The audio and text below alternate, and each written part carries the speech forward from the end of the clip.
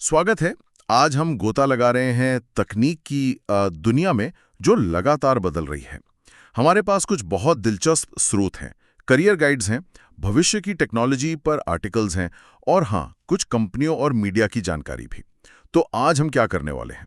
इरादा यह है कि इन स्रोतों से ना जरूरी जानकारी निकालें, कुछ ऐसी बातें जो किसी को अपना टेक करियर बनाने में मदद कर सकें, और हाँ, कुछ ऐसे भविष्य के आइडियाज जो सोचने पर मजबूर करें कि तकनीक कहाँ जा रही है।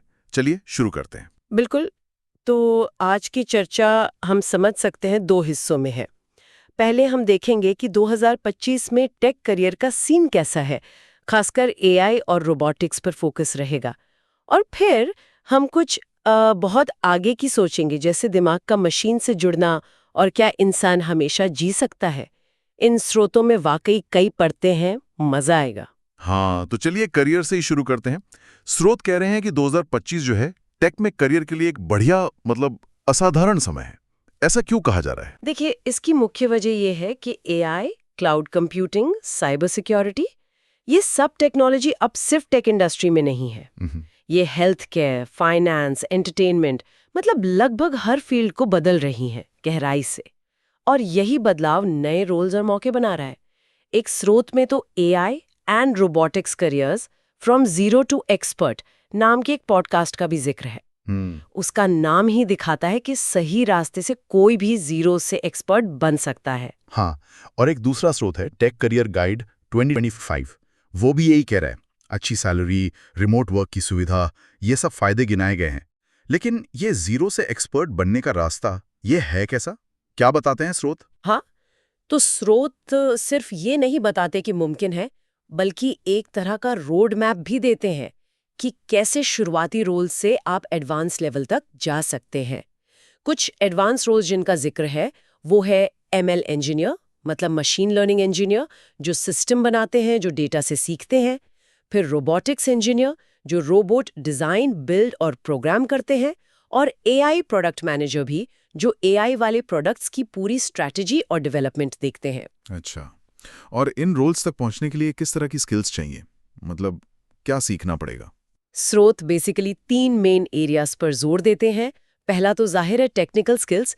इसमें कोडिंग आ गई, जैसे पाइथन, जावा, मैथ्स और स्टैट्स की अच्छी समझ, एएमएल के टूल्स जैसे टेंसरफ्लो, पाइटॉर्च। और रोबोटिक्स में जाना है तो हार्डवेयर, सॉफ्टवेयर दोनों की समझ। दूसरा है प्रैक्टिकल स्किल्स, मतलब सिर्फ थ्योरी नहीं, करके दिखाना जरूरी है। स्रोत इस पर बहुत जोर देते हैं कि रियल वर्ल्ड प्रॉब्लम्स पर प्रोजेक्ट्स करना और एक अच्छा पोर्टफोलियो बनाना कितना जरूरी है। वही आपकी काबिलियत दिखाता है असल में। सही बात है। और तीसरा, जिसे कई बार लोग नजरअंदाज कर देते हैं, वो है सॉफ्ट स्किल्स और नेटवर्किंग।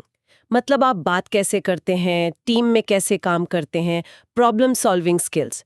और साथ ही लिंक्डइन जैसे प्लेटफॉर्म्स यूज करके इंडस्ट्री के लोगों से जुड़ना, मौके तलाशना। तो ये सिर्फ टेक नहीं, बल्कि टेक, प्रैक्टिकल काम और लोगों से कनेक्शन का मिक्स है। हाँ, ये बहुत जरूरी बात है कि सिर्फ कोडिंग ही सब कुछ नहीं है। लेकिन उनके लिए क्या रास्ते हैं जो अभी शुरू कर रहे हैं? मान लीजिए कोई टेक बैकग्राउंड से नहीं है। हाँ बिल्कुल, टेक करियर गाइड 2025 इस पर भी बात करता है। कुछ एंट्री लेवल रोल्स बताए गए हैं जहां से स्टार्ट कर सकते हैं, जैसे आईटी सपोर्ट स्पेशलिस्ट, जो लोगों की कंप्यूटर प्रॉब्लम सॉल्व करने में हेल्प करते हैं। ओके। या फिर जूनियर वेब डेवलपर, जो HTML, CSS, जावास्क्रिप्ट यूज करके वेबसाइट बनाने का बेसिक काम करते हैं।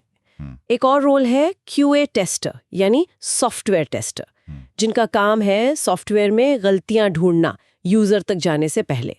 स्रोत कहते हैं कि इन रोल्स से शुरू करके एक्सपीरियंस लेकर आगे बढ़ा जा सकता है। ठीक है। और जब लोग इन शुरुआती रोल से आगे बढ़ते हैं तो सैलरी की क्या उम्मीद रख सकते हैं? स्रोत कुछ हाइपिंग जॉब्स का भी जिक्र करते हैं। हाँ, और यहाँ आंकड़े काफी दिलचस्प हैं। स्रोत कुछ टॉप जॉब्स के लिए अमेरिका में औसत सैलरी बताते हैं। अच्छा। ये ध्यान रखना जरूरी है कि ये US मार्केट के आंकड़े हैं, पर इनसे दुनिया भर में इन स्किल्स की डिमांड का अंदाजा लगता है।